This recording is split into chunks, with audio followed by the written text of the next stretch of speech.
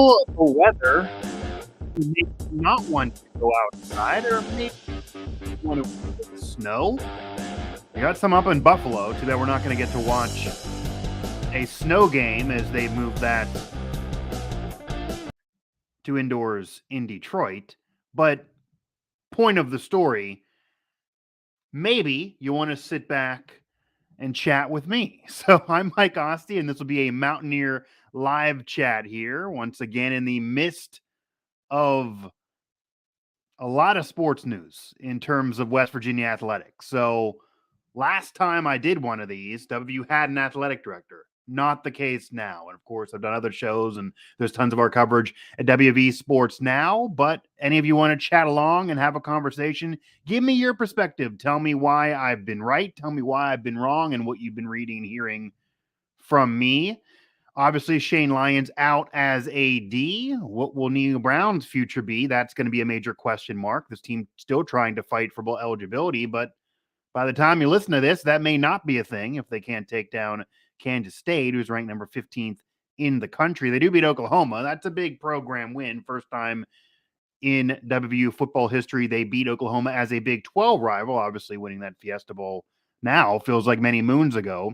And Bob Huggins has the basketball team clicking on all cylinders. They are just winning big. They're dominating teams, at least what the scoreboard tells you. But I put up something on WV Sports Now that tells you why Bob Huggins has a reason to be upset with his team, as he is, as he tells us he is. He's not happy at all. They're not even really playing nearly as well as they should be. And some of the reason why they're not even winning bigger than these scores are showing you, and I'm talking 18, 25-point wins, is because of mental lapses and missing layups and dumb things that happened last year. But a team with even more veterans and more depth this year shouldn't be doing it. But Perez will be joining in the future. This team might have a high limit if they clean all of that up. So again, feel free to tweet me at Mike Asti 11. You see that below. This finger maybe is better to get there that way there. Wherever you are, however you're watching, at Mike Asti 11 on Twitter. If Twitter still exists by the time you watch this or whenever this is over, feel free to send me questions there. Also, feel free to chat along here on our YouTube channels. And we can go wherever you want to go with this. I'm going to start off going on the athletic director direction because my grandfather's funeral was that day, so I wasn't fully a part of that breaking news. Okay, I predict this will be Neal Brown's final game for West Virginia this week. And I got to tell you, before we get into the AD situation, there's no way they're firing him prior to the Oklahoma State game. You guys may want him fired every single week. I'm imagining you maybe wanted him left in some of these road destinations, maybe Lubbock earlier this season. That's just not going to happen. There's a possibility he's not back next year. Certainly, that's certainly in play. I actually now am almost leaning more of a direction that he might be, although the athletic director being fired, certainly you bring in a new guy, he may want his guy. If you read the tea leaves on the release about the confidence in Neal Brown that, say, Gordon Gee has or anybody with the university may have, it's all saying that we believe in him now. We want to focus with him now. We're all with him now. But of course, we bring somebody else in, they may have a different mindset. And obviously Neal Brown was a Shane Lyons guy, which is why they've been tied to the hip and why Neal Brown told us. He talked to him. They had a private conversation. He wouldn't tell us what was said, but that was a close relationship. And I'm sure Neal Brown saw that as, whoa, that's probably the end of me around here. So I wouldn't be in any way surprised if he's not back next year, certainly depending on who they bring in, which may come to you in the next few weeks, by the way.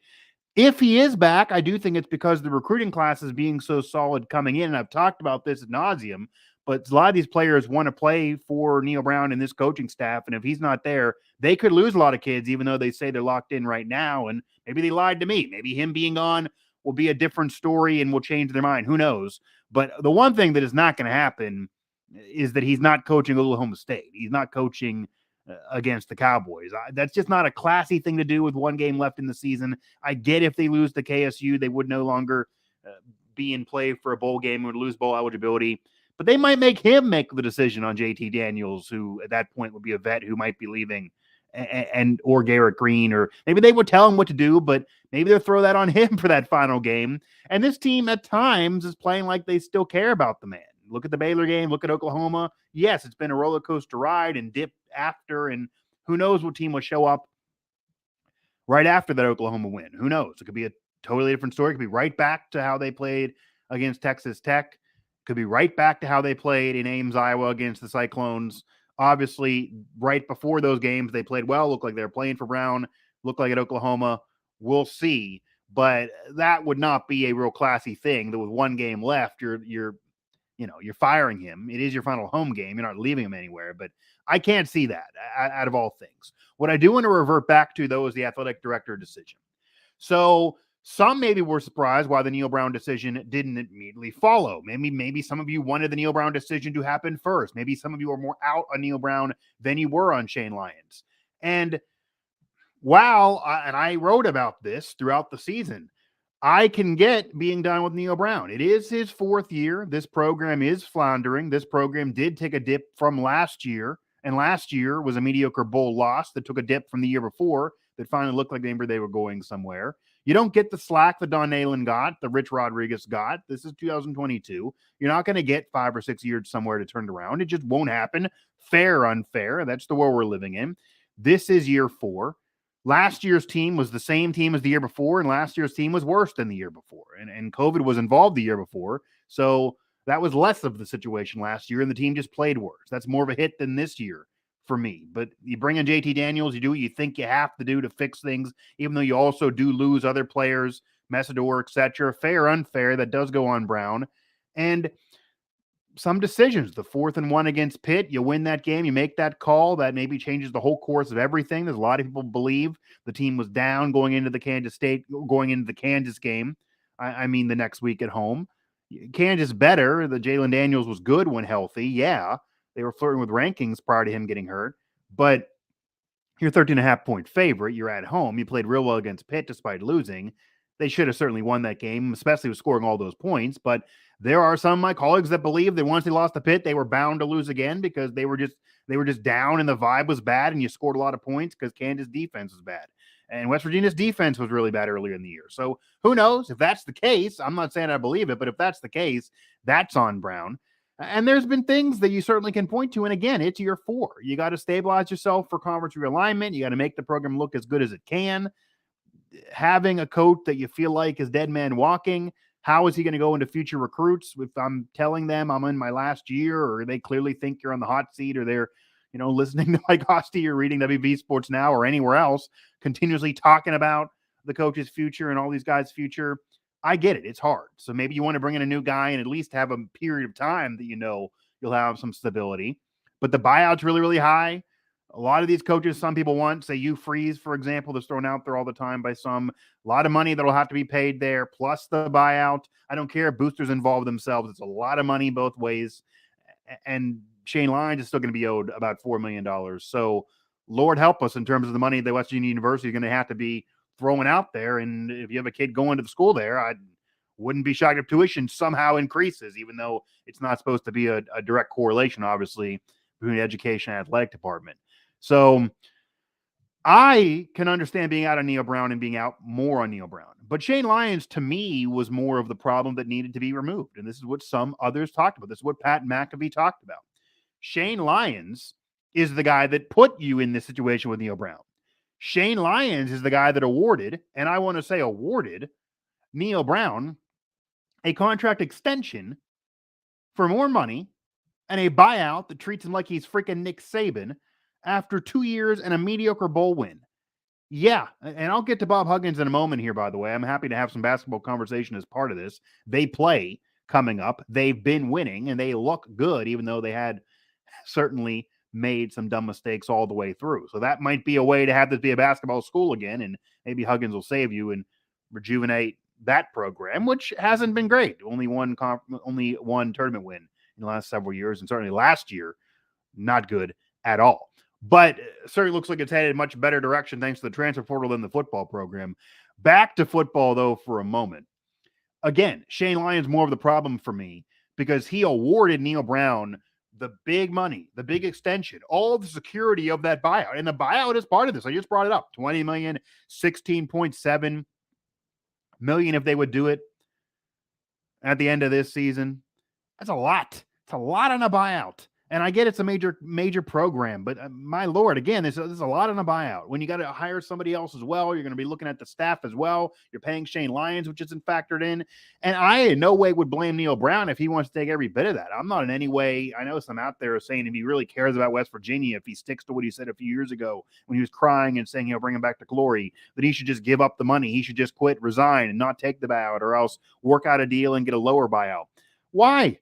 When someone offers you tons of money and you sign the dotted line, it doesn't matter whether you're qualified, good enough, or whatever. If somebody right now calls me and say, Mike, you can be the WVU head coach for $4 million, well, WV Sports now, I'm gone. And by the way, I'm not a coach. I'm not qualified to do so. But I'm going to take the cash and I'm going to give it a whirl. And then when I lose and they fire me, I'm going to take whatever I'm owed, because that's the way business works. If you don't think this man is worth it, don't offer him the money. If you offer him the money, you got to eventually realize that he's certainly going to take it. And then if things go awry and it doesn't work out, you're going to be on the hook for this X amount of dollars. So I don't in any way begrudge Neal Brown. His agent and him, they got the W over Shane Lyons. I'm sure he loves Shane Lyons. Shane Lyons gave him a lot of money and a great opportunity at a major university to step up his game in terms of his career. But he's going to get all of that. If I'm him, I would. He'd be a nice guy. He's a really, really nice guy. He is honestly a nice guy. So maybe he would try to work something out and not. But again, I don't begrudge him if he tries to drain every penny out of that thing. And that'll absolutely create a problem here. And it's because Shane Lyons gave it to him. And I know there were some rumors of South Carolina in particular, of Auburn in particular. And I think South Carolina more in particular, of having interest in Neal Brown because he was a young, up-and-coming coach who had Group of Five success. People thought, okay, that could translate. This is a reasonable step up for him. Yes, he loved being at West Virginia and was already having a relationship with Don Nalen, but hey, maybe we'll give him more money and he'll jump ship to us. The cupboard was bare year one off Dana Holgerson leaving, not much, other players leaving and things nobody could do anything about. And okay, year one, nobody cared about, but year two, all of a sudden, despite COVID going on, and not really a system that was garnering to make sense for what he did at Troy. And all of a sudden, he gets him into a Liberty Bowl victory. It's not a major bowl game, but it's a reasonable bowl game with some history. We're not talking about a Cheez-It Bowl here. So a Liberty Bowl win over a solid Army team. Who knows if they would have beat Tennessee, because remember, that was the original opponent. And then COVID and other things forced it to be Army. They put Army in the game, which Army deserved to be there and get a bowl that year. But they won. And that's something. And that was giving you hope there's reason for the program to be climbing and give you excitement for the next season. Unfortunately, the next season was worse. And the next season, they went 6-7, lost the mediocre bowl game. So he did get another bowl appearance, but it was the Guaranteed Rate Bowl. They didn't show up in the game. They had different situations that basically told you they weren't going to win that game. They didn't look good all year. It was a 6-7 year, including the bowl game, that it felt like they won 3 games. They weren't even entertained to watch, to be completely honest with you. And then you go into this year, obviously, it's year 4, a new QB. You divorce yourself from the guy that you thought he was too loyal with in terms of Neal Brown and Jarrett Dagey. He's gone, despite him having eligibility left, by the way. And then you lose other players, but Dante Stills is still around, and it doesn't work out. You feel like you upgrade at QB, but I don't know if the year is any better. In fact, it felt worse at times. It's a roller coaster ride as well. But again, you're in this pickle now with Neal Brown because of the money that was awarded by Shane Lyons. So he loved Neal Brown. They're close. He was already there. He brought him in. That was his first real big coach hire that he was tied with, and one mediocre bowl win. And I get it. You don't want to lose him to South Carolina when you think you're riding high 2 years in. I get it. But you would have been better off to lose him then and then have to retool a couple years later without being screwed financially than have to retool a couple years later, 4 years into one man, feeling like the program's not any better off, and you are screwed financially. So I get not wanting to lose him then, but doesn't mean you got to get stupid with an extension and a buyout, and that's basically what happened, and it was a death nail for Shane Lyons. And I don't want to get into this now because I'm annoyed by the conversation too, and it's been all over Twitter. I've talked about it all over Twitter. It's on our site. It's been on past shows. I do think Shane Lyons, maybe thoughts of grandeur from Alabama or whatever, and I know Oliver Luck did this first, so he kind of perpetuated it and just increased it from Luck doing it, but made the schedule too damn tough. I don't think he won any of these battles with any of these other rivals or other schools on the phone in terms of putting these games together. It's really cool to play Pitt. It's really cool to play Virginia Tech and Blacksburg, even though, of course, they're not any better than you right now. In fact, they're a down program, but they weren't when you made the phone call. it's kind of cool to play Maryland, even though I've argued that that's not real much of a rivalry. Give me a point of contention that mattered in 50 years, and I'll try to have a conversation with you about it. But there is none. I mean, if it's a rivalry, it's one of the worst in college sports of that period of time. In terms of there's no real hate there, but it's cool recruiting wise, and it makes sense to play it. Penn State, that's going to be cool. I'm going to love going there to cover a game there, and I never thought I'd be able to cover a game there unless I covered a Big Ten team. So that's cool. And I know the olden days had a rivalry there. I know they 80s and being mad at Joe Paterno. I get it, and him stopping that. But and then Alabama coming up in the future. Alabama coming up. And it's not one game. You're looking at multiple games against Alabama. That's multiple losses against the Crimson Tide. And when you played them years ago with Clint Trickett, it was close. It was competitive. Nick Saban praised the West Virginia program by being a native son. And it didn't help anywhere. They didn't go anywhere. It didn't do anything for the program. It's a moral loss. I mean, I get you want to have a solid strength of schedule, but when you already have several ranked teams in conference, looking at this year in the Big 12, all these ranked teams, all these teams are bowl eligible this year, a lot of parity. You could lose any game, you could win any game, but there's ranked teams in there. Okay, you're going to play a couple coming up here. You're going to play one coming up here in Kansas State. You got ranked teams on the schedule, and you're at least looking at 2 or 3 most seasons, even if they lose or go back in and out of those rankings throughout portions of the season. And of course, TCU being the best team you played all year, they're a playoff team right now. They were on your schedule. So in conference, you had a playoff team on your schedule that you played well against, and that did beat you. But that's a top 5 ranked opponent that will potentially end the year in the playoff on your schedule, just off the conference. So you don't need to add in and stack Alabama. Imagine if that happened where you have a Big 12 team fighting for the playoff in the same year as you're playing Alabama. You'd have 2 teams in the top 5, 10 playoff contention. Obviously, the playoff will be increased by then. Come on. That's too tough. And I've been on about this, and I wrote about the expectations at WVU. And they can open up when you have a 12-team playoff. I get that. It can open up. You got to have enough wins, though. You need a strength of schedule that's tough. You got to have some quality wins. You can't have a UCF 2017 schedule where you play one top 15 team all year. But West Virginia got several of those in conference. Multiple of those this year will be played. They'll play multiple top 15 ranked teams when the game is played this season in conference. You don't need to add any more out of conference. And of course, the rival games are really, really cool because you have no rival in your conference. And again, I'll get to basketball here and Bob Huggins in a moment. I think that's maybe more exciting than what you want to talk about, what I want to talk about as well. But just to wrap up here with football, but you have all those conference games, all those ranked opponents there, all those tough games. You're throwing up really, really tough out of conference games that are just unnecessary to you in the future. And then your rivals that you're playing out of conference, it's cool to have them. It really, really is. But to play so many of them and multiple of them on the road in the same season, just asinine. On the road at Pitt, on the road in Blacksburg this year, same year. Multiple years in a row, 3 straight years, not at home against Maryland, not at home against Pitt, not at home against Penn State. None of these are at home. On the road, on the road, and on the road. How you doing, Joey? Several years in a row, starting a season on the road against an out-of-conference major opponent that you certainly can lose to. You lose to Maryland, you lose to Pitt, you're probably going to lose to PSU. So you're looking at all those being losses. I see playing them. I see playing one of them a year. I'd want to play one of those rivals a year. Okay, it can be Pitt. It can be whoever. I would want to play one of those rivals a year, throw one of those group of 5 teams in as another major opponent, maybe out of conference major opponent. Make it a group of 5, though, or have it be a lower level team, but not FCS, and then the other one be an FCS. So out of conference schedule should be one legit rival, FCS, Towson or whoever, and beat up on Towson, and then maybe a group of 5 or a lower level major conference team. And then you get into the conference schedule, and you're still going to have 3 or 4 ranked teams on your schedule per season, and that'll be quality opponents. It'll be good enough. It's not going to be murderer's row, but it'll be good enough. And if you win 10 games, you could slide into a top 12. You certainly would contend in your conference.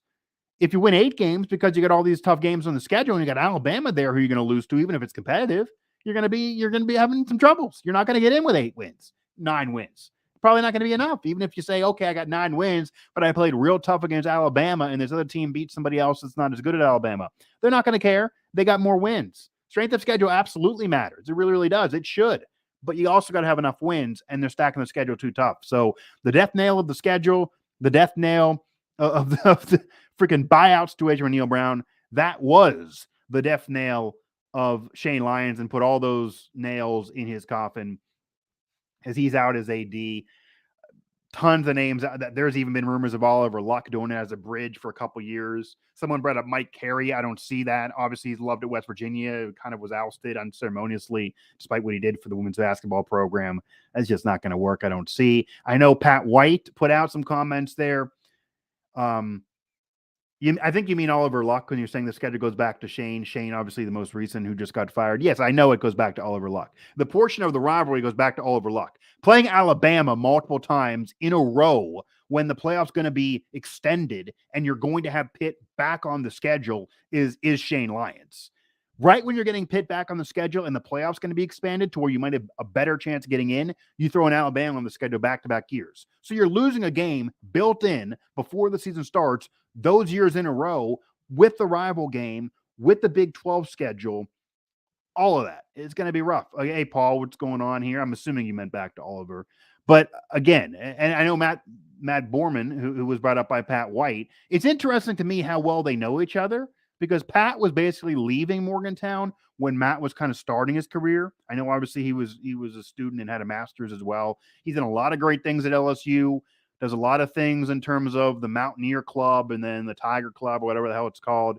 He does a lot of things to try to bridge the gap back to alums, which I think that's one thing Neal Brown has done really, really well, is bringing the relationship back, or at least fixing what Dana Holgerson had. Now, some argue not enough, obviously. Pat McAfee saying he doesn't have much of a relationship with the program. Rasheed Marshall told me he doesn't get asked about what any decisions should be made, even though he's welcome back there. So some have brought up, others. But I think Matt's an interesting guy. I know when I talked with a rival colleague, meaning a colleague who's a fan of a rival team and kind of covers a rival team, he was kind of, his eyes got open like, wow, that would be really impressive if West Virginia got Matt Foreman. So he's thought of as really, really high around the country. That resume is there. So we'll see. That's gonna happen soon, probably soon after the season does end. Gavin, and I'm going to flip to basketball now. By the way, at Mike Asti 11 there on Twitter. If you want to tweet me, want to follow me after this, if Twitter still exists, who the hell knows? Again, at WV Sports Now for our site, for our coverage, both basketball, football, and everything else. We got a women's tournament, or we got the women's team in the NCAA tournament. So maybe it's a women's soccer team school right now. Obviously, many other programs are still actually doing well, even though the basketball and football programs dipped the last few years, to say the least, under Shane Lyons, and that's where the money is. That's why he's out. But right now, WVU is a women's soccer school. So they're in the NCAA tournament right now.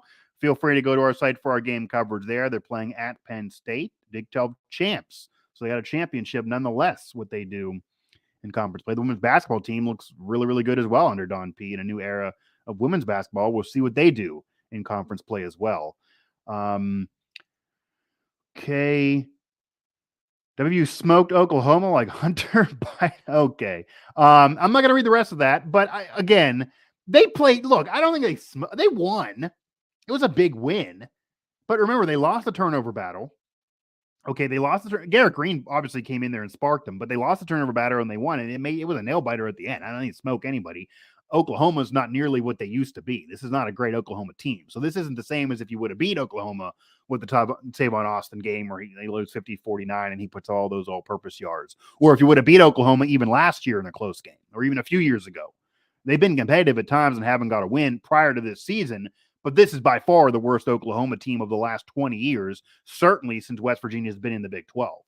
So you get a win over Oklahoma. It's big for the program to get that freaking over with, but it's no reason to pop champagne. Oklahoma is just not good this year.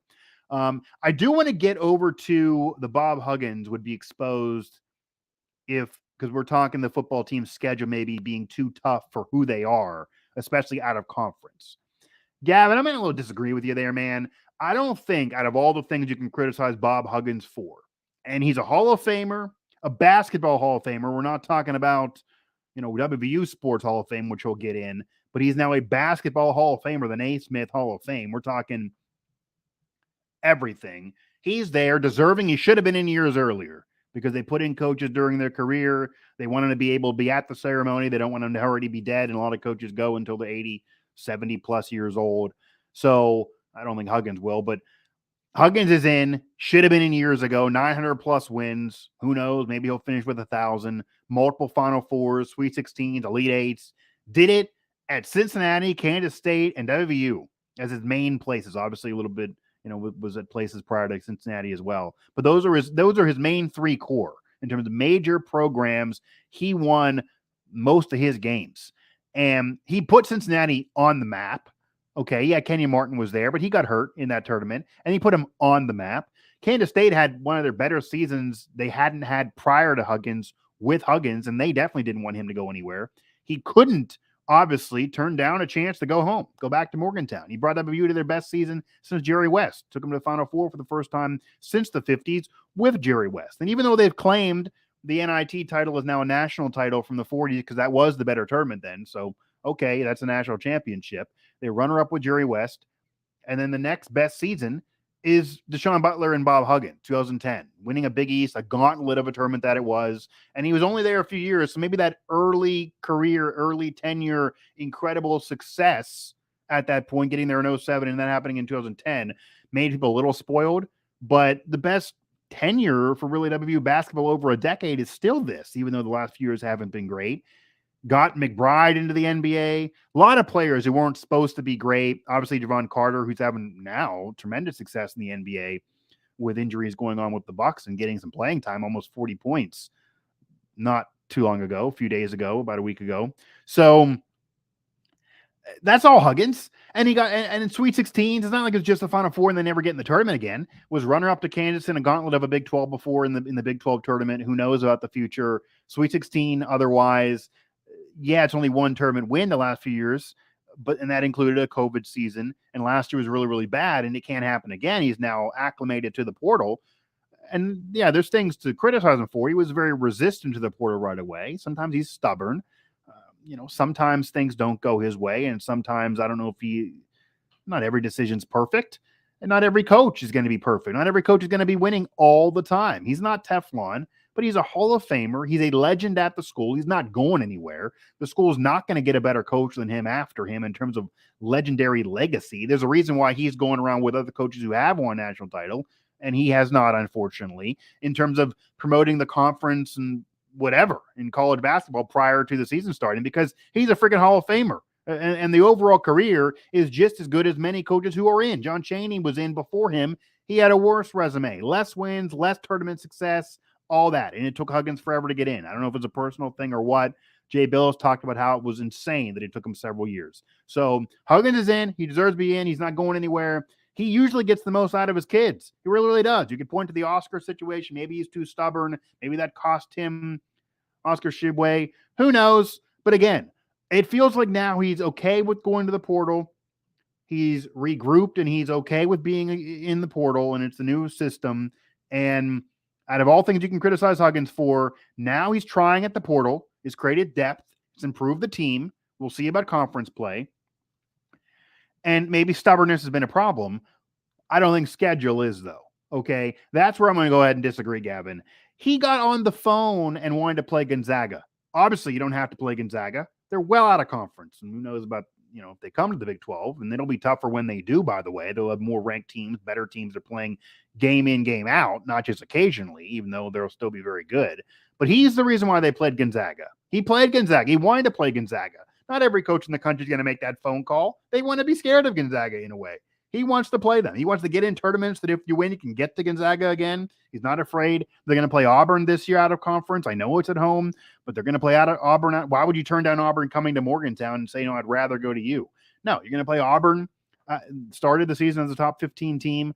That's going to be, that was a tough game to schedule. They're going to be coming to Morgantown. And the other thing that I'm going to defend West Virginia basketball on in terms of scheduling, like I said with the football program, is you have enough ranked teams in the conference. You got Baylor as a recent national champion, Kansas as a freaking blue blood that any season they could go ahead and go make a Final Four. No one was surprised. And any season they're likely to win the Big 12 And any season, they're very, very good. Texas beat Gonzaga. They're obviously very, very good this year. Texas Tech is always pesky and can be a tough team to play. Right now, 3-4 teams are already mentioned in just Oklahoma occasionally does it in the Big 12 and can be competitive. Guys, there are several. The Big 12 is basically the toughest conference in the country right now. You could argue the ACC in the past when Duke and North Carolina were both really, really good and elite programs. It's not the case really right now. Okay. You could certainly argue the Big Ten at times with Michigan, who now has already appeared vulnerable. Obviously, with Izzo at Michigan State, obviously Ohio State. Freaking Penn State actually looks like they might finally be competitive for the first time in really forever. And Wisconsin has had deep tournament runs in the last 5 years, obviously, getting to that runner-up finish. You could argue the Big Ten. Historically, obviously, Indiana's there, but it's been a while. But the Big 12 right now is the toughest conference in the country basketball-wise. Several ranked teams are there. They're going to be in a gauntlet in a row. You will play them home. You will go to their place and play them on the road. It will not be easy. You will lose some. You will hopefully win some if you think you're going to add it to your resume and have those be quality wins. If you lose, they'll probably be quadrant 1 losses, quadrant 2 at the worst, because again, you're likely entering those games with those teams ranked. You're going to have Baylor, Kansas, and Texas that are very likely all going to be top 15 ranked opponents that you will face this year. Again, Auburn was 15th coming into the season, and that's an out-of-conference game. You don't have to play them. So the early season run here is an easy schedule. The backyard brawl is cool to have back. You can always fit that rivalry in basketball. It's easier to do a basketball schedule than football. But Pitt's not good. Pitt's not making that game look that impressive that you kicked their butt. Yeah, Pitt getting their butt kicked by everybody, honestly. And I didn't think West Virginia would beat Pitt by that bad, but we've seen how bad Pitt really is now. So when they lose to VCU, you beating them by 30 or 25 or whatever it was doesn't really, add that much to it. But you still kick their butt. You don't make it close. You didn't linger around with them. It was a rival. You went in their place. It was a tough place to play. I was there. The Oakland Zoo was rocking. Haven't seen that from the Oakland Zoo in a long time. More media than you ever could imagine for a Pitt game in recent years as well. And yet West Virginia got it done. So that's not a conference game that's quality. Same with Auburn. And you got a lot in conference. You got Xavier 2 out of conference. You got Purdue, which is not going to be easy. That's out of the schedule's not incredibly cupcake city at all. There are some really easy games in there. But West Virginia, it's not the toughest schedule of anybody in the country. But for what West Virginia was last year, how bad they were, for what they're supposed to be this year, where people are putting them in the middle of the pack, it's a reasonable schedule. It really, really is. And you're going to lose some games. But if you can win 18, 19 games out of that, you're a tournament team based on how quality those wins would be, and you got enough of them in conference play every year that I could even argue they're making the basketball schedule too tough. So, no, out of all things you want to criticize Huggins for, maybe stubbornness, maybe he's getting a free pass for the last few years, whatever you want to say, the schedule and the fact that he wants these out-of-conference games, including Gonzaga especially, and got on the phone to play them, not a knock on him. Schedule-wise, Huggins is getting it done. The team's getting it done. They're certainly testing themselves. Basketball is looking pretty solid this year. Okay, maybe if Huggins coaches 40 more years to finally get his championship for some bizarre reason, and I don't know, Gavin. I'm gonna ask you. Maybe you want to throw in your answer here. If you're a West Virginia fan, or again, here at Sports Now, we do have more than just West Virginia's networks we're covering. Maybe you're a Pitt fan, maybe somebody else, because I cannot imagine a West Virginia true fan would be this upset at Huggins and would hate Huggins this much. If you require a national championship to be won in terms of saying someone's a legend or a Hall of Famer, you are, sir, very unreasonable, to say the very, very least. There's a reason why he's so respected, and say if you're a Pitt fan, Jeff Capel really respects him because of what he's done overall. The only reason Jim Boeheim has a national title is because Carmelo Anthony, who is the greatest freshman of all time and a basketball Hall of Famer, the 9th leading scorer in NBA history, was at Syracuse. You take the 2003 season away, you take Melo away, and Jim Boeheim doesn't have a ring. Would you be hating Jim Boeheim and saying he's not a Hall of Famer? Come on. And okay, I didn't look at the rankings, but it's a tough schedule. It's a tough conference right now. So yeah, Paul, there's nothing to be upset or sneezing about this schedule or this conference this year. You could argue, and maybe we'll have arguments at different points of this season, depending on what the Big Ten does, or if the ACC can ever get back to Duke and North Carolina dominating the conference and being those top 10 ranked teams, both in the same conference, at least it being top heavy, and Virginia as well, etc. Sure. But West Virginia's schedule is definitely not an easy one. It's hard on face value to believe that's the toughest schedule for anybody in the country, but I'll believe what you're saying. But yeah, I mean, you're looking at Xavier, Purdue, you're looking at Gonzaga likely. I mean, this is also figuring you're playing some teams here depending on how tournaments work out. And then you have all those ranked teams in conference play. So there's cupcakes in there. Yeah, I mean, and Morehead State. I mean, Mount St. Mary's. Yeah, I mean, these Morehead was a recent tournament team, and they played you in a tournament. So it's not like the schedule's not a problem. And to say that Huggins has to win national title, that's crazy. Joey, yeah, okay, absolutely. Glad for you to join me. See you, man. Appreciate the compliment there. What about Mark Few Gonzaga? What did you mean there? Yeah, Mark Few Gonzaga hasn't won a national title either, if that's what you're talking about. Yeah, he got close, finally got close, got into the game, the deep runs, but has not won a national title either. Is he crap? No, of course not. Yeah, Gavin, that doesn't make any sense. Pat McAfee has no personal problem with Bob Huggins. Bob Huggins, I've been around him personally. Have you ever been around him personally? I highly doubt it. In no way is Bob Huggins treating people like crap in terms of Pat McAfee. He treats me with respect, and I deserve to be treated like crap. Or we're talking about ranking people of note. There's no reason why Bob Huggins would respect me and not respect Pat McAfee. That makes no sense. But in person, he's very, very nice. And yeah, maybe he's a little surly, and I can see him being a little aloof at times. Sometimes he does come off a little rude in terms of just being so, laissez-faire. Like that was kind of a stupid question.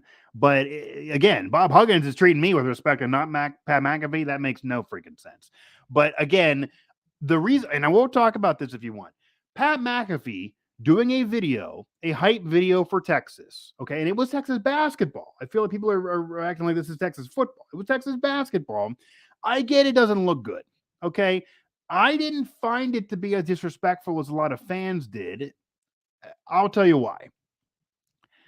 Number one, Pat McAfee doesn't have a rivalry with Texas. Pat McAfee didn't play Texas.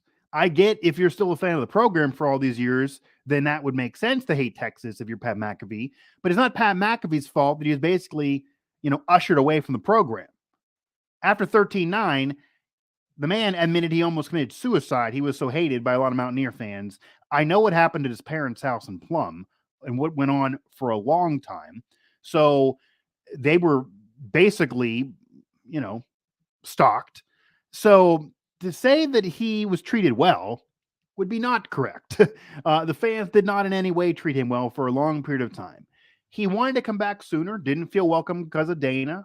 Again, now you want to talk about a guy treating people well. A lot of former players have told me they did not feel Dana Holgorsen treated them well, and they did feel they didn't want to come to the program while Dana was there. Once Dana was gone, Neal Brown in particular immediately called Pat McAfee, got him back there. And Shane actually was involved in that as well. That was a whole TV thing on the national TV game. They wanted to bring Pat McAfee back. Same thing with Rashid, same thing with a lot of other players. And they have done that. Major Harris's numbers going up there. And obviously that was retired. So that's at the stadium. Those things. That's all the Neal Brown era. Dana, I don't think would have wanted those things to go down. So maybe you can point to Dana. But in terms of Pat McAfee having a problem with Bob Huggins, that just doesn't make any sense. That's not why he's doing it. I'm sure he got paid for the hype video. Maybe not, though. He is friends with the Texas head coach. But regardless, he said we in the video, guys. Not because now he's a Texas fan, because he's doing a video for them. What's he going to say? What's he going to say? You? Like, he's not going to say he's a West Virginia guy in a hype video for Texas. It was a hype video for Texas. And he's working as a media member now. He doesn't work for West Virginia. West Virginia's not asking him decisions. And you could argue they should.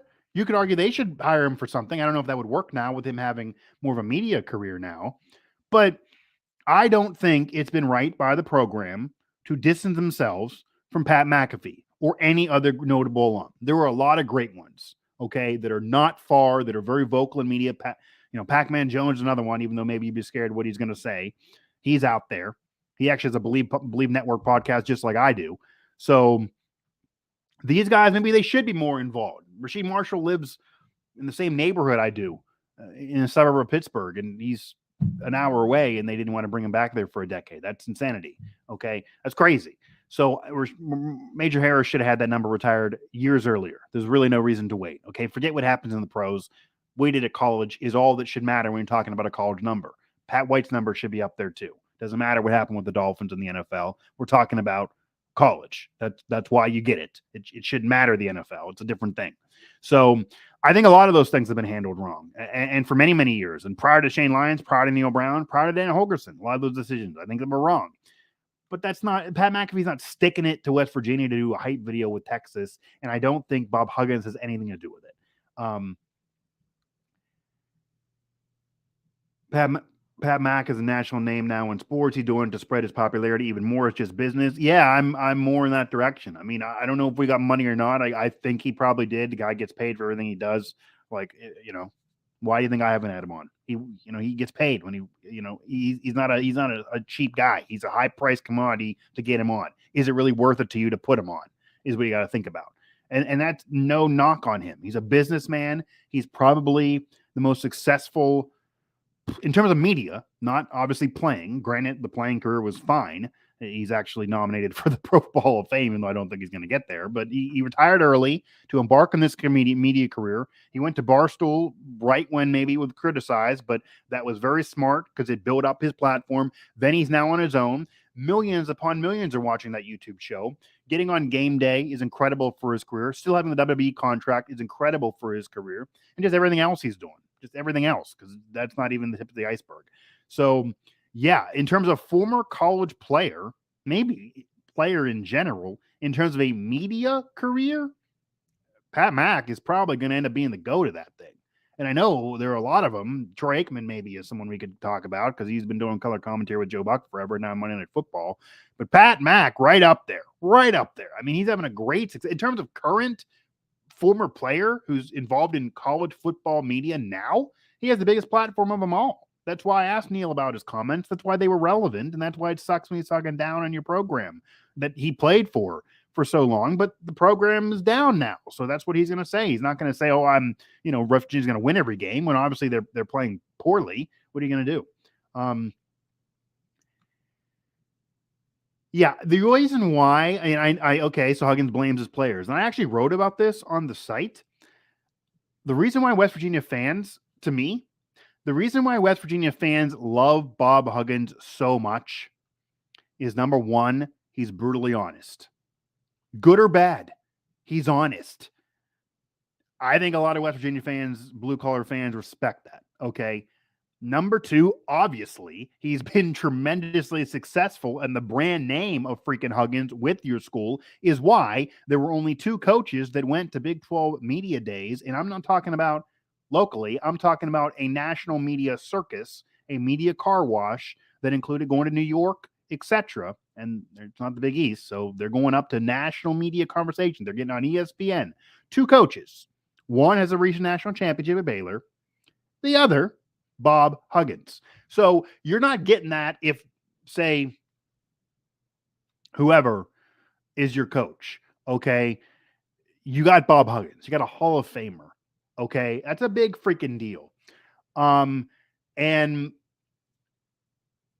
part of his honesty, though, and success, maybe he's been stubborn at times. Maybe the Oscar thing, maybe he's been stubborn at times. Maybe that, I didn't actually think he was going to adapt to the portal as quickly as he did. I thought eventually he would, but this has been really, really quick. And it's because he's willing to adapt to stay around.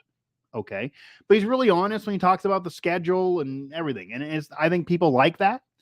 But it's also truthful this year. This team has been winning big, but they've also been missing easy layups. They've been making a lot of mental mistakes. They went through a 3 or 4 possession streak there in the Morehead State game where they looked like they were, a high school team with mental mistakes. So what is Huggins going to say? He's going to say that, yeah, we're winning big. No, we're not playing good enough.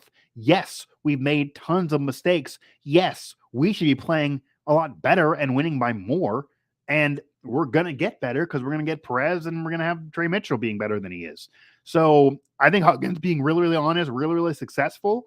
But I like the honesty part more than anything because he's willing to tell you and those players, hey, you're not getting it done. And they know. Eric Stevenson said, I know. We shouldn't be missing those layups. They know. Trey Mitchell, Mo, they all know. They took it on themselves. They respect that man. I don't think they take it as him digging them. It's not like they were playing lights out all the way through. When you miss layups, your coach should say things to you, really. But Huggins takes accountability all the time. So I don't to say that Huggins doesn't take accountability and blames his players. The player's the one missing these layups. It's not his fault. These games haven't gone maybe the way you'd want them to the last several years. Honestly, I don't think he had the horses last year. And again, they missed tons of layups. They couldn't rebound at all last year. He had a real problem with recruiting. He had a real problem with the portal, and an Oscar situation screwed him before the year McBride was gone. So going into the year, that was going to be a problem. I didn't think they were going to be good going into last season, but it got really, really bad. It got worse than it should have been. 7-game losing streaks shouldn't happen. That's on Huggins. He's the head coach, but he has a track record of success that Neal Brown doesn't have. So he's going to be around. He's going to stay around, obviously, and they're going to give him rope. And this year looks like it's getting better. It doesn't mean that it's fixed. You got to get into conference play and see what they do against tougher opponents.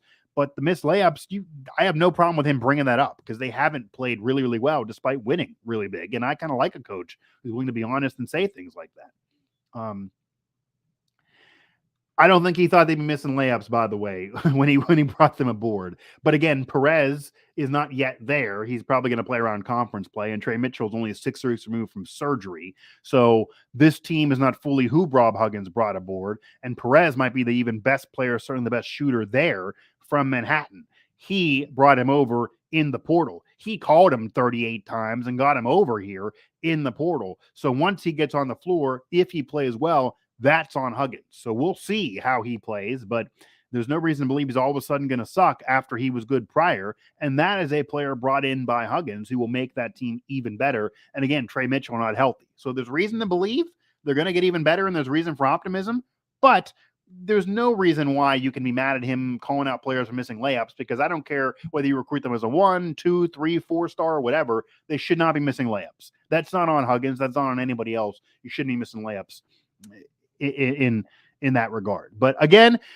anything else from anybody here in the chat? We can go back to football briefly, or maybe I will cut this off. I just want to do something, throw something at the wall. Obviously, tons of our coverage for the football, basketball, women's soccer now. We got an NCAA tournament really I believe about to kick off as I'm speaking here. A lot else going on. And after the football season, we get fully into recruiting. And I got to tell you, I do think certainly in terms of my colleagues in Pittsburgh that do actually cover West Virginia, we do, or really college sports at all, we do a lot more in terms of recruiting than a lot of others. And obviously there's recruiting competitors who do cover the Mountaineers. I don't have to name them. You know who they are. But I think we do it better.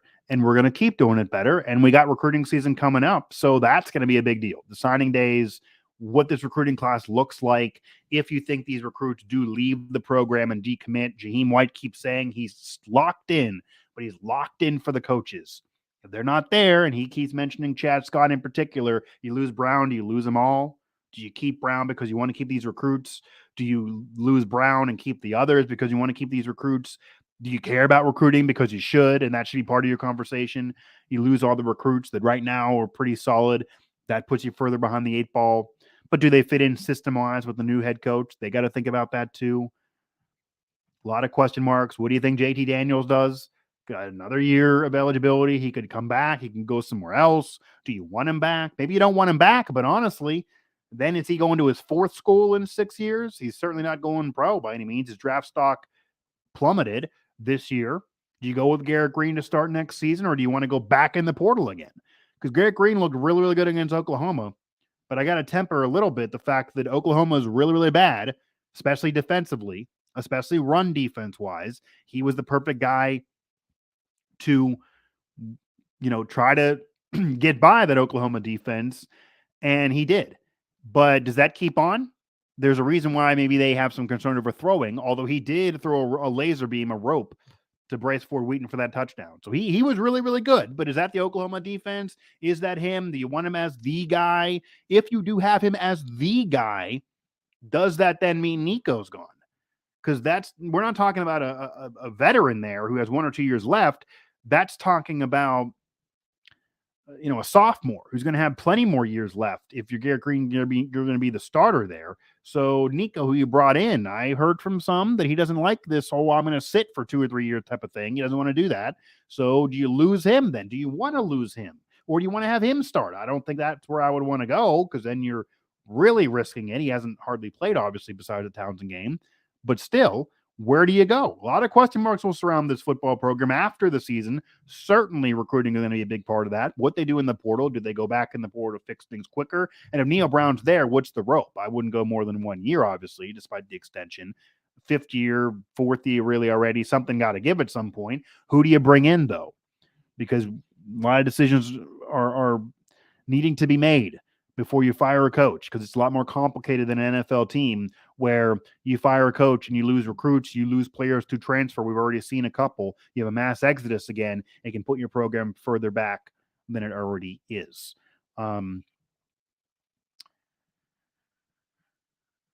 So, and again, Gavin, I still would love to know if you're a WVU fan or randomly a fan of another team, which could be possible here. And I don't care. You're certainly welcome here if you're not a Mountaineer fan.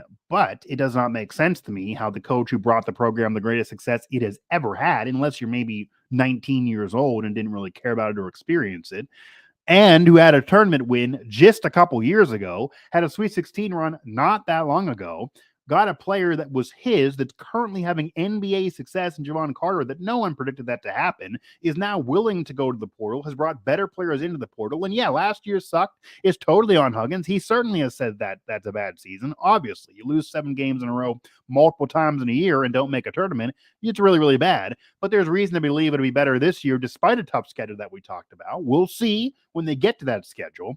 But Huggins is getting questions. Huggins is certainly bringing players in. Perez should potentially be a real asset to this team, that he'll be there around conference play. He's not there right now. They will have tough games prior, but they'll eventually get him and it'll get better. So we will see when the season's over how to evaluate this, but a track record of success of 900 plus wins, a lot of them at your school, a Final Four, Sweet 16s, Elite 8, deep tournament runs, the runner-up to Kansas. Again, it's not perfect. It's not Coach K resume, but he's also not out of blue blood. He's done this at West Virginia, Cincinnati before, and Kansas State before. And you just eventually wait him out. He'll retire, and then you go get somebody else who does not have the resume of Bob Huggins. But it's not like he's going to coach forever. You got to enjoy this now. A lot of kids, Eric Stevenson, Perez, they've said this. Even Perez, who hasn't played yet. They want to be there for Huggins. They want to learn under Huggins. So Huggins is not a problem. This contingent of Mountaineer fans that hate Huggins, from what I've experienced, they're all like 21 years old or younger, because they feel like the last 3 years have not been deep tournament runs and not a national title, and maybe a little unreasonable. And if you don't have that in when they were really caring about the sport, then they don't care about the prior years, which is just crazy, because you can do a Google search. You can know what happened. It doesn't discount it from his life or resume because you were too young. But again, it can't obviously be years and years in a row of missing the tournament. I'm sure he would retire if it was really, really that bad. Or maybe they would tell him, hey, go to pasture. But this team could be good this year. We will see what happens. Right now they're playing well and they're winning big. But as he has said, which is true, they should be better. And I think him having tough love is what a lot of those players do like. Sean Butler likes it. John Flowers likes it. You can be the right fit for Huggins or not be the right fit for Huggins. If you're the right fit for Huggins, it'll work out. If you're not the right fit for Huggins, like say Oscar Tshiebwe was not, it won't work out.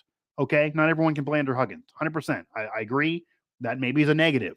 A lot of players can deal with Coach K. A lot of players can deal with Roy Williams. A lot of players can deal with this different with this different coach, that different coach. Not everyone can deal with Huggins. I get it.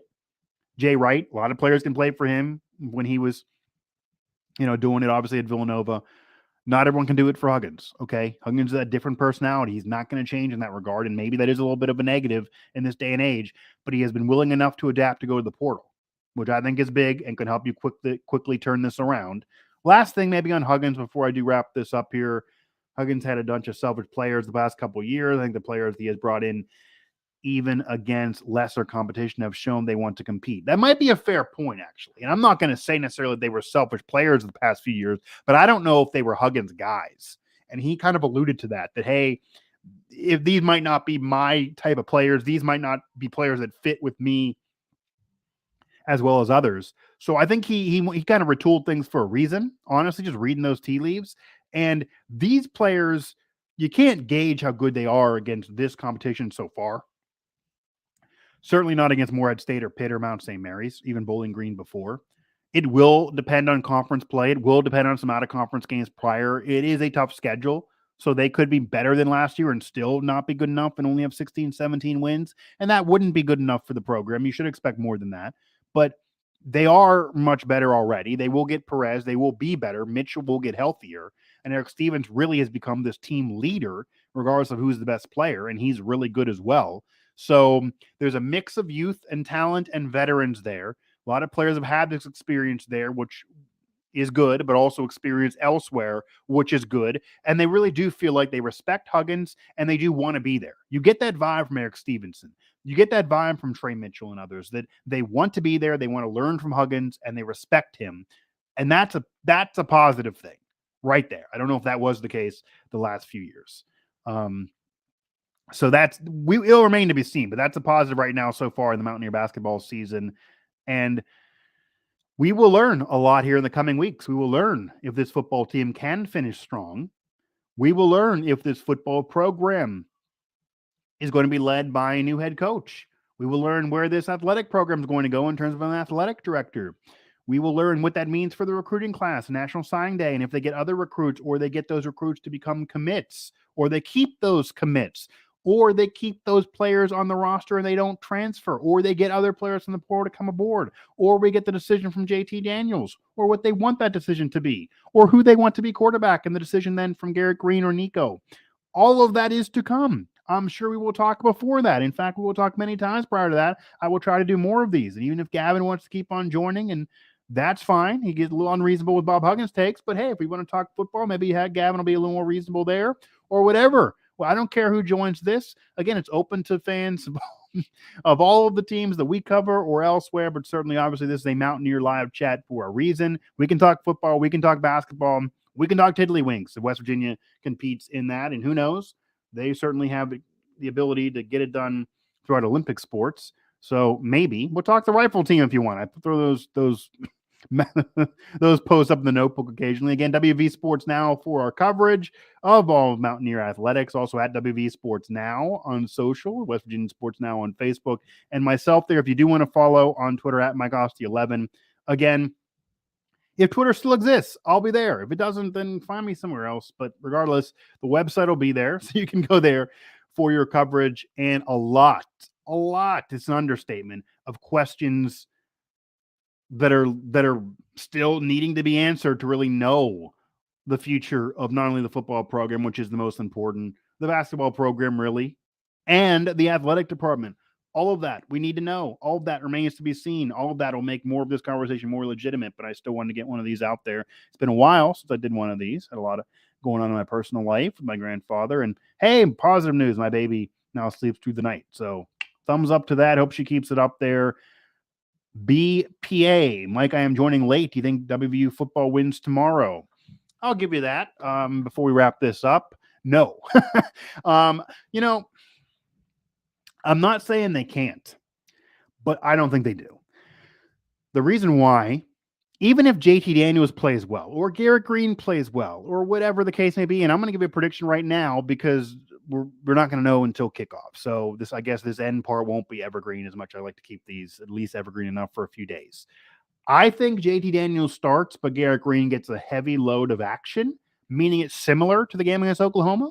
So I don't think while bowl eligibility still exists, maybe this will be different if they're out of bowl eligibility and they only have the possibility of 5 wins and they lose that game to KSU. I asked Brown about that. He wouldn't answer it, but he then kind of paused. So maybe then you sit JT, let him think about his future, and then you play Garrett, and Garrett just legit starts, and you have Nico come in a little bit for him against Oklahoma State on the road if they lose this game to Kansas State. If you win it, maybe you keep up what you're doing now. And going into this game, I do think they start JT Daniels. I don't think that really would be like a death knell to his career in a way. I don't think they do that. I think Neal Brown's a little loyal in that regard, maybe too much, but he did come aboard. I don't think they do it. I just don't. I don't think he pulls the trigger. I don't think he does it, because think about it this way. If you want to play them both, and he did tell me, it's fair to say they're both going to play regardless of who starts. If you start Garrett Green, how are you going to get JT in that game? That doesn't seem to make sense to me. It doesn't seem like he's not a type of player that's going to spark you as a pocket passer, whereas Garrett Green could spark you as a dual threat. So I think the JT will start. You will see a lot of Garrett Green, if not switching off series. He certainly will come in. Whoever plays better will stay in. Maybe it'll be Garrett again. But Oklahoma was the only win this year where they were able to win despite losing the turnover margin. I don't know if that's been cleaned up. It hasn't been cleaned up really all year, no matter who's in. And I don't see that happening again if they lose the turnover margin again. Deuce Vaughn could run all over the place, also catch all over the place, and really do it on his own. Xavier Worthy did it on his own for Texas. When you have that one elite offensive threat on the opponent, they've done really well against West Virginia this year. That would be a reason why I think Kansas State could win this game. They're going to be really, really hungry to have a chance of still being Big 12 champion, even though obviously TCU is that team that's locked into the game and they're the favorite and they're undefeated and maybe a playoff team. But Kansas State is competitive. They've been competitive. They want to be in that game and they want to maybe beat them, regardless of if that, obviously that would screw the Big 12 as far as the playoff. So they're a good team. They're not a great team, but they've been really good and really competitive most of this season. They maybe should even be better than their record. They have a really diamond in the rough already with over 1,000 yards rushing and almost 500 yards receiving in again, Deuce Vaughn. Regardless of QB, he is that threat I don't think West Virginia has an answer for. I don't think their secondary has an answer for him. It's a lot of pressure on the D-line with Dante Stills. It's his last home game. Maybe he'll step up, but he stepped up in games and it hasn't mattered to the scoreboard. They've just been a roller coaster ride. You play really well and then you dip. You play really well and then you dip. You play poorly for a few weeks. You play really, really well and then you dip. So it feels like they're going to dip. They just played well. They just won, and it feels like they're going to dip. So if they win, it'll make the Oklahoma State game very interesting, because then the thought will be from the program even, if you win, you're just like a season ago. You didn't really dip record-wise. You will get a bowl game because 6 wins, major program. They're going to get in one. You have a chance to win that, getting over 500 if you do win that. That could really change the vibe. It'll show the teams playing for Neal Brown. I know a new AD would still maybe want somebody else, but that would be a nice sell job for Neal Brown, even though I think year 4 he should be better off than he is. And that might be what recruits want to see. That might give you a really new life for Garrett Green if he's the spark plug and leads you to those wins. Maybe then it'll sell you on him next year and you tell JT to go somewhere else. A lot could be decided possibly if you win those games, but I just don't see it. So I'm going to pick West Virginia to lose Kansas State. I want to keep it real. But again, I do think for my prediction that JT will start, but I don't think he finishes. And I do think him and Garrett both see time in the game. I think Garrett Green has built-in time in this game, but I do think JT starts. Just off my guess here, I have not been told. And Neal Brown's not going to tell anybody. So anybody who tells you he's told you didn't. There's no way Neal Brown has told anybody before this game. It'd be stupid for him too, by the way. If he does, it's dumb. He shouldn't. There's no reason to release this prior to the game. You keep it close to the vest. You make the opponent study for a dual threat too. They're 2 different types of quarterbacks. I agree with that call from Neal Brown, honestly. You keep it in. There's no benefit to him telling everyone. So anyone who says he told them, I don't believe it, but he also shouldn't have if he did. But no, he's not told me. I don't know. I'm thinking he's going to go JT and then Garrett and they both play, but I could be wrong. Garrett's been real exciting. I need more than one game to have me sold on him as the legit starter for years to come. I don't care what Pat White or Rasheed Marshall want to say, and I respect them, obviously. Love Rasheed.